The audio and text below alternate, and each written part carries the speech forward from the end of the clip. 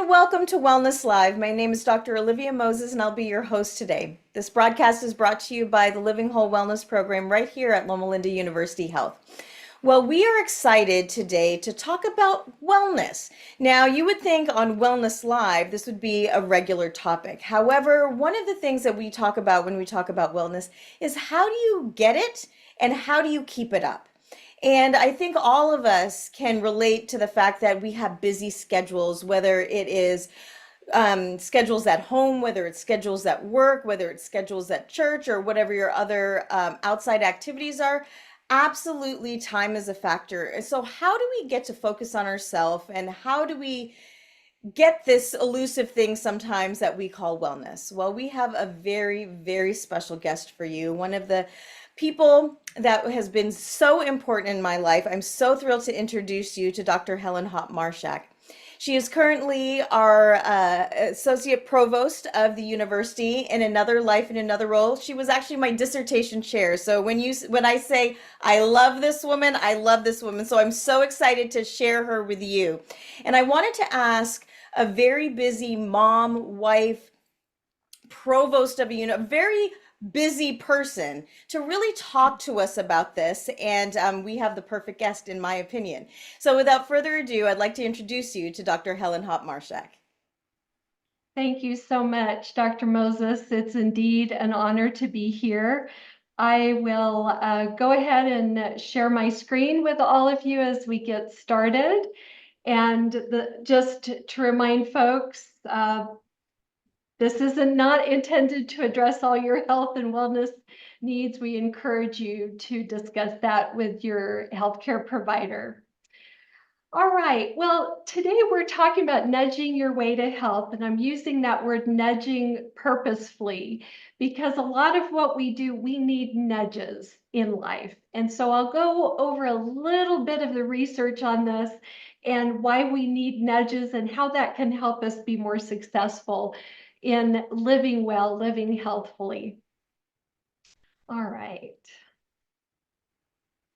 So by the end of this session, you will be able to recognize when nudges by others may affect your behavior and ways you can nudge your own behavior in a positive direction. Okay, so a few myths. Most of these are partly true, but there's a lot that's not true. Changing behavior is just common sense. We know what to do. If we have the information, we can make the changes. There's some truth to that, but mostly it's a myth. Knowledge and information drive behavior. Well, to some extent, but a lot of us who have the knowledge don't do the behavior. People act rationally. We act rationally. We do some of the time. We act irrationally.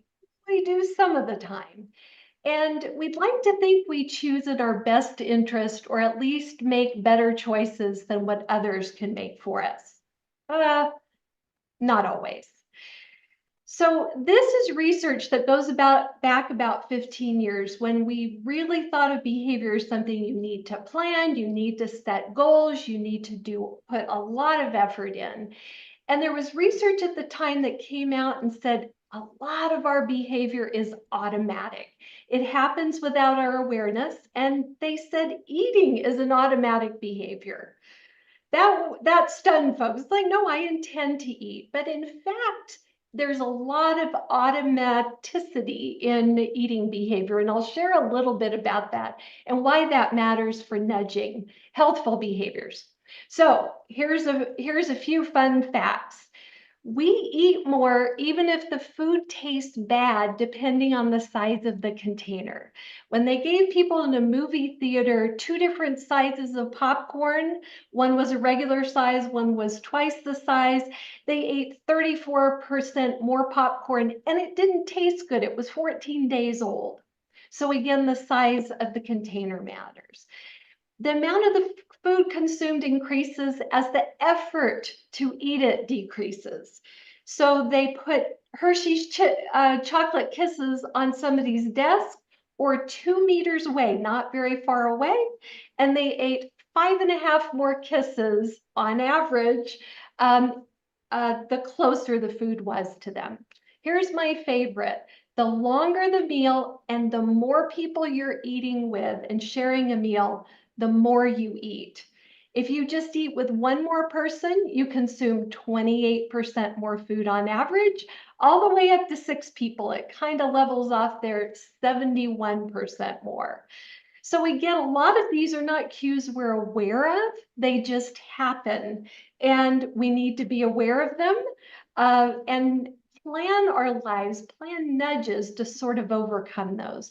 And finally, people respond to any feature of their environment based on the salience. What does that mean? That means if it's visible, if it's at eye level in a grocery store or in your refrigerator or in your house, you're more likely to pay attention to it.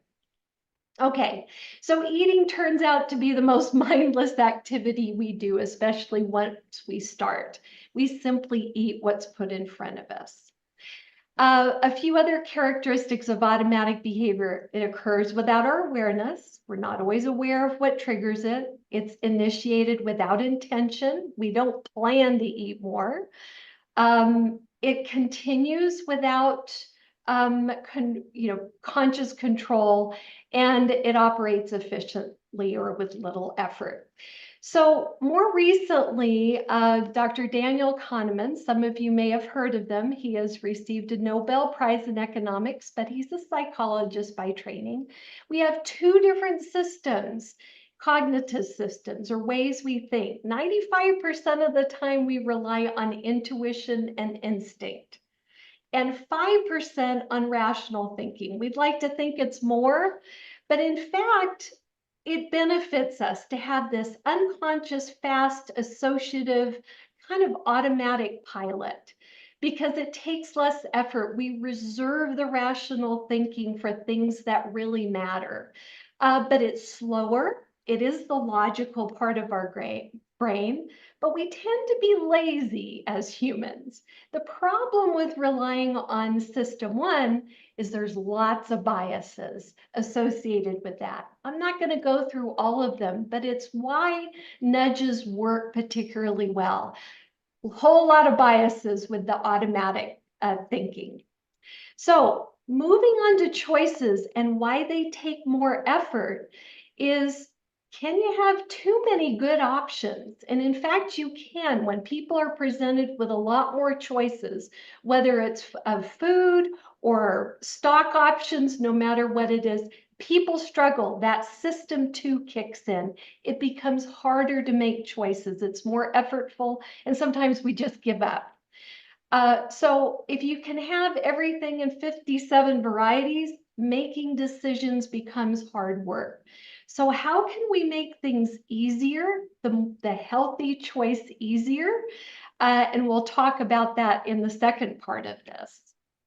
So again, participants choosing from a selection of 30 chocolates instead of 6 chocolates were more dissatisfied and regretful of the choices they made. So again, sometimes fewer choices can actually, they've got to be good choices, but fewer choices are actually beneficial. So at least one big business has figured out this solution. Can you guess which one? And we won't pause too long, but think about what business has really figured this out, because the advertisers and marketers, they know about this research. They use it all the time. Costco. Costco gives you, they may give you 2 ketchup choices, but they generally give you just a very few choices. They give you lots of options of products, but of those products, they limit your choices, and it makes shopping at Costco easier. Of course, the prices help as well, but that's part of it. They're not overloading your type 2 thinking, if you will. So simplicity is good, at least when it comes to designing your environment. So I'm going to stop right now before we move on to so what do you do about it? What can you do to sort of avoid the biases and focus on things, nudge your way and create your environment to make it easier to make the right choices. So I'll pause here. Are there any questions, comments, or otherwise?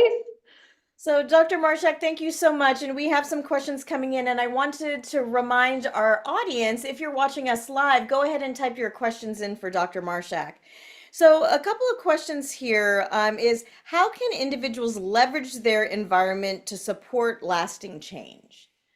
Oh, well, that's what we're getting into next. And there's something that we'll talk about in a minute called choice architecture. That is, you are really setting yourself up for success by creating the environment. Again, cues in the environment and the nudging in the environment. So using what we know about automatic thinking versus type 2 thinking, which is much more effortful. You really want to design things that take the effort out of making a choice.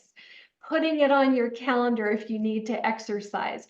Reminders, making sure you have your exercise clothes visible, not in the trunk of the car. It's too easy to avoid that. So things that make it visible, easy to do the behavior. Exercise may not be easy, but the prompt to the behavior, you want to make as easy and effortless as possible.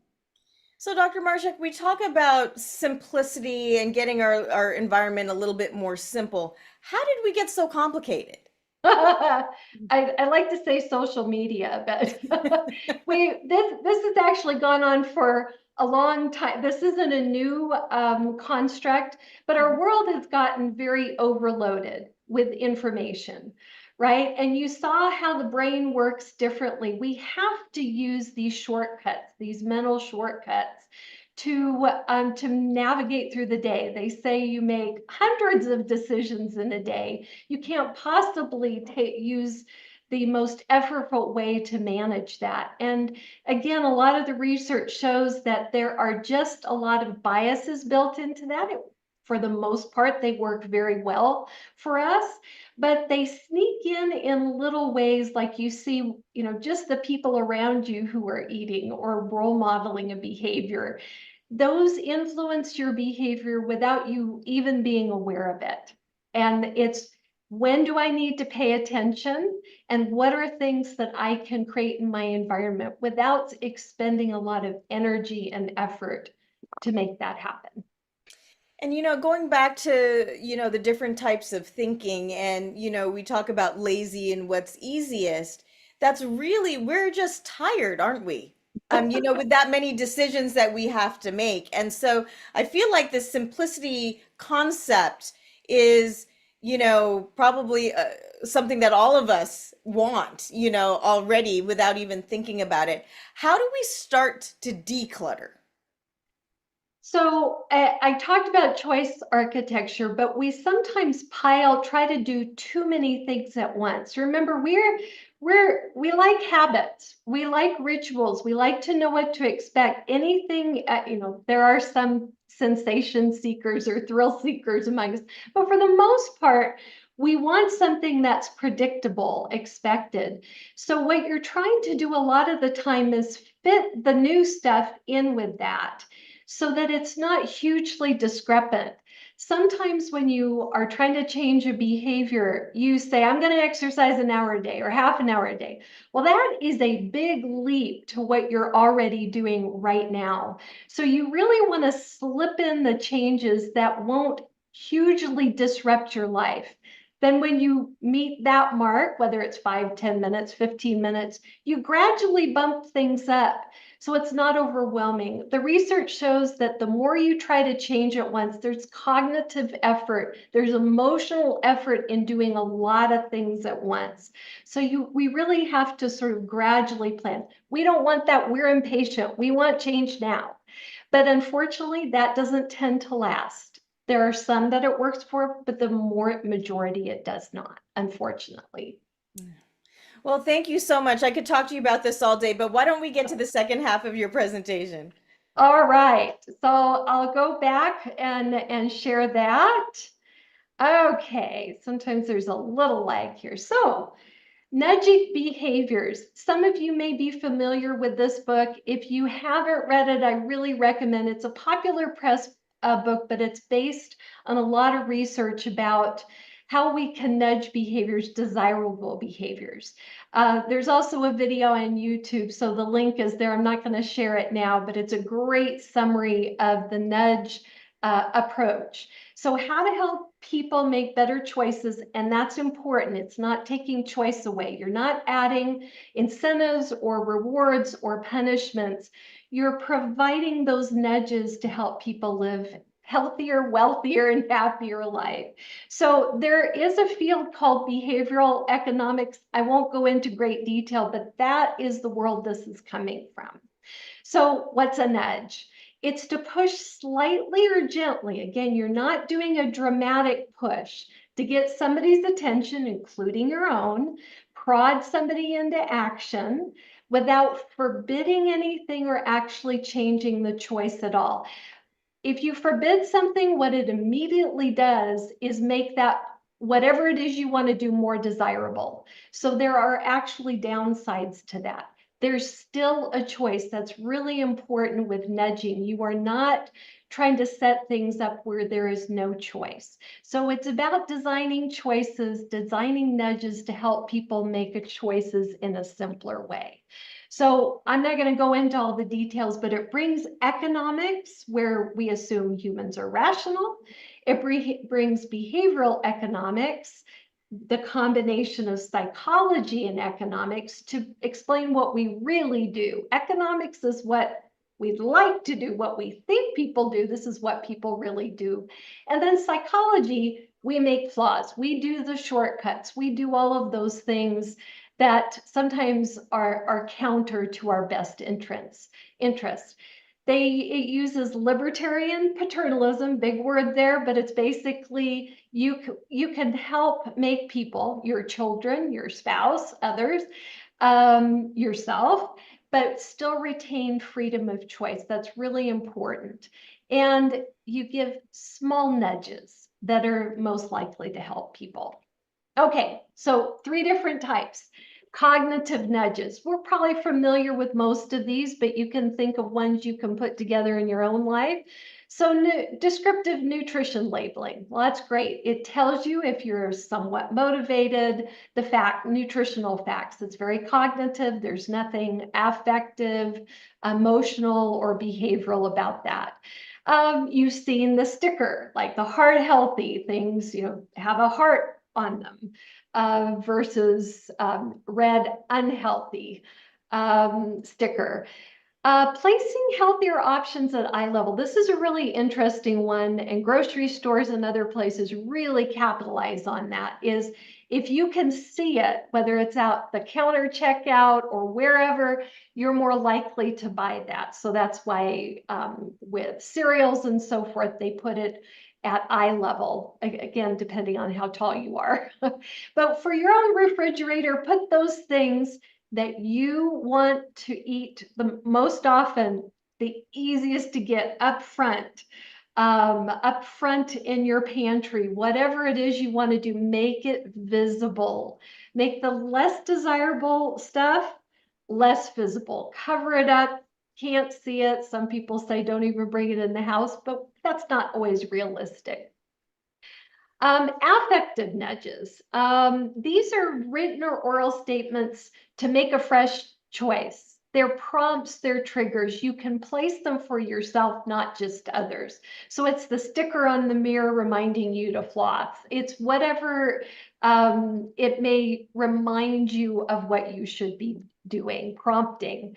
And then choose something attractive. We go to things that look pretty. If you show people pictures of food, they want the more attractive option. It matters, making things look attractive. And then finally, behavioral nudges. Make it convenient. Make sure that it's easy to do the right behavior and make that behavior small. Don't make it a big behavior where you've got to cook something and prepare something that's healthy. Not that that's a bad thing, but for nudges, the behavior needs to be simple. And finally, use size to your advantage. So study after study shows we do have, the smaller the plate, the smaller the container, the less we eat. That's why snack sizes, you can create your own. That's why that matters. That is a real cue to stop eating when you have finished a particular size of product. So if your plate is smaller, if your baggie is smaller, it's not the big bag of potato chips. It doesn't mean avoiding these things. It just means limiting them and making that easy. So on to choice architecture. So again, don't put the donuts on the desk, put the healthy option. These things may seem obvious, but it's amazing if you look at people's environments, how we override this all the time. And these are some of the simplest things you can do, the simplest nudges you can do to change behavior. There's lots of things in our environment that do this. They were wondering in one study why people weren't recycling. Well, they didn't make it fun and they didn't make it easy. You had to actually work to find out where to recycle things. And so this is an example of really choice architecture. You can see with the stairs how many calories you're burning on the way up the stairs versus taking the escalators that are next door to it. It's not just signage. During COVID, you remember they had things on the floor as to where you could stand for social distancing. Those are nudges.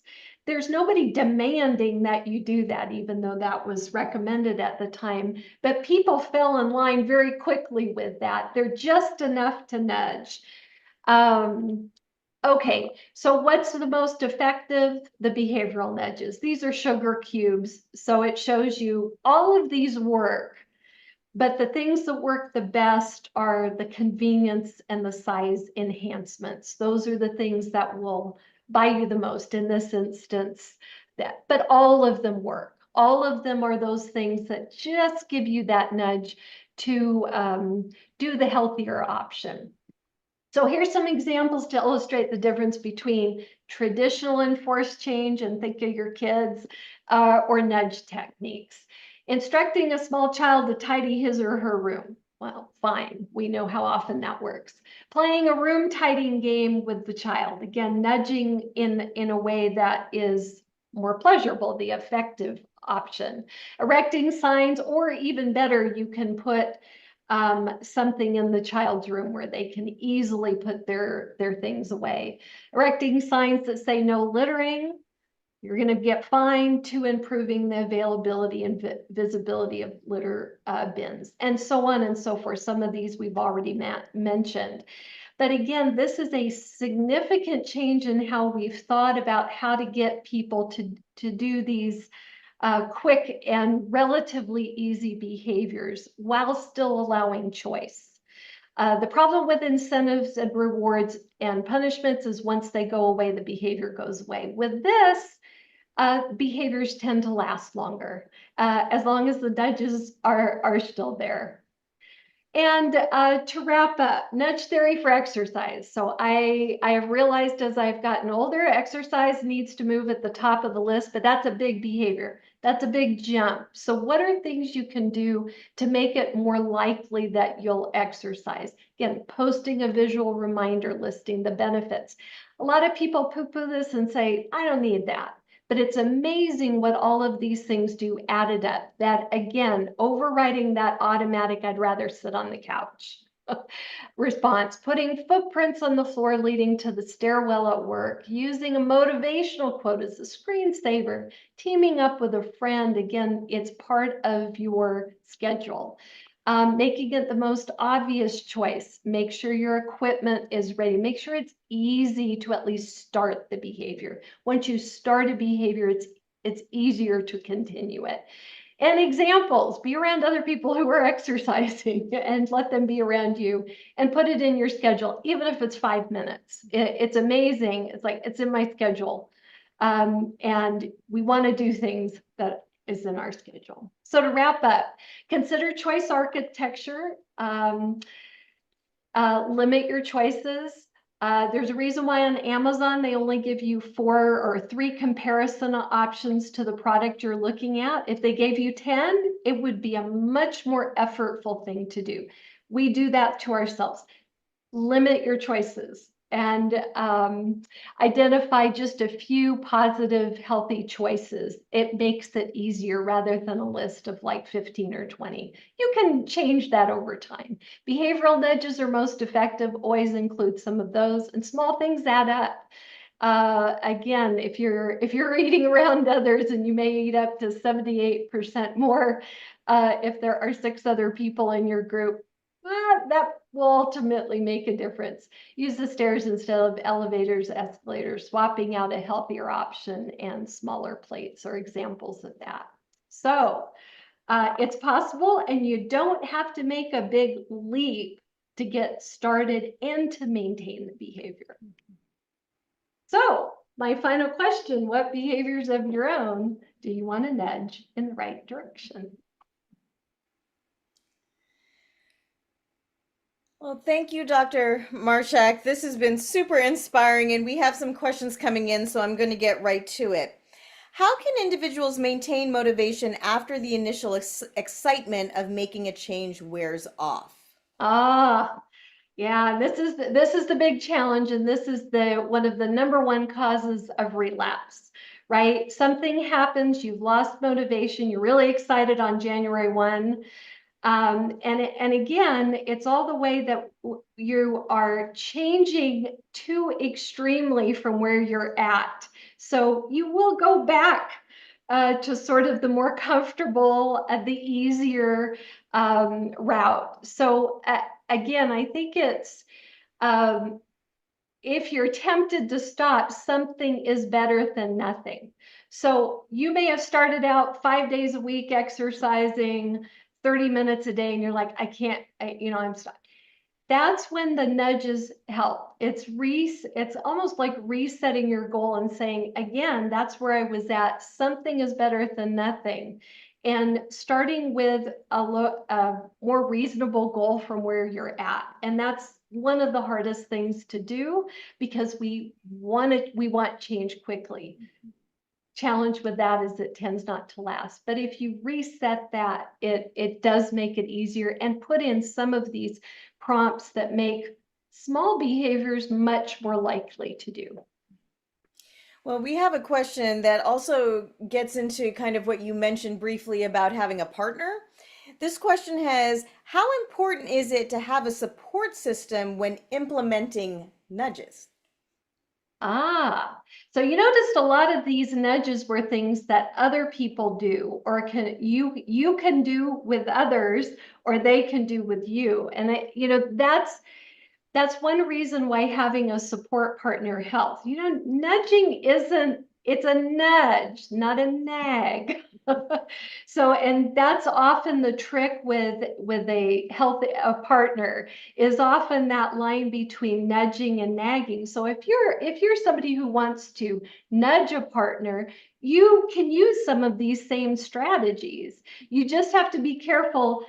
Often you're not saying anything. That's the beauty of this approach. You're putting these things, put things on a different shelf in the refrigerator that won't upset your eating partner. If you move things around in the fridge, you can do a lot of these things. Put something on the calendar for them that makes it easier without seeming nagging, because people do, again, as soon as you get up to that, it's not a choice, you're making me do that, you're moving into a realm where that behavior is not likely to remain. That makes total sense. And with this nudging, it's not like you're making this huge change, which I love that concept, because that's why we go crazy the day before a diet starts and like it's my last hurrah, that type of thing. This actually talks a little bit about setting goals for the change. So what role does goal setting play in this concept of nudging? Oh, great question, because a lot of the behavior change research starts about goals. And I used to tell my students this, because they would always set the goal way high. Because that's where it's like, you're not going to get there overnight. So and you're not going to maintain it even if you do start. So the beauty about nudges is you set a goal you can achieve, and just a little bit beyond that. Because again, you may overachieve because one, especially with things like exercise, but even with diet, and again, choose positive changes, not getting rid of something, adding something positive tends to work better. But if you set the goal, you don't want to set it too low where it's like, oh, I can do that. But again, it depends on the person. Maybe 1 minute of chair exercises in your office, well, that's better than doing nothing. And again, the thing with behavior change and nudges is often just starting a behavior means that you are more likely to do it longer than you originally intended. Because you've started, that's the hard part. So making it so that you're more likely to do the behavior. So I always say, lower a lot of those ambitious goals. You'll be more likely to achieve them. You'll get to the other one. You'll get it later on, but it's hard because we want fast change, but fast change doesn't last, unfortunately, for most people. Well, Dr. Marshak, thank you so much for your time today, and thank you for the nudge. We really appreciate it because I think this gave us practical things that we can start doing today, and your time has been so valuable here. And I want to thank all of you for joining us as well. We want to invite you to our next session, which will be on September 26th if you want to watch us live. We will have Dr. Ara Anspikian. He is the chair of our psychiatry department here at Loma Linda University Health and will be talking to us about mental health, so you don't want to miss that. Thank you again for joining us, and I nudge you into good health today.